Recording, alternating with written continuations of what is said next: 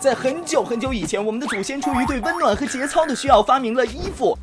他们把树叶或兽皮连在一起做成短裙，成为当时男女遮羞羞的必备单品。在这之后几十万年里，从宫廷服饰到粗布长袍，从西式洋服到东亚华服，流行和审美一直在进化。全球化的今天，一件诞生不到100年的 T 恤成为继树叶和兽皮最受欢迎的明星单品。相传 T 恤诞生在1战期间，那时候 T 恤是美军的标准内衣，有点像女人的文胸，只穿在里面它显得羞涩保守又非常 sexy。直到男神马龙白兰度第一次在屏幕上穿 T 恤，美国小伙伴惊呆了，就像看到超人内裤外穿。上世纪60年代，好莱坞大明星爆炸头嬉皮士都穿上 T 恤走上小电视和大舞台 ，T 恤从此火遍全球。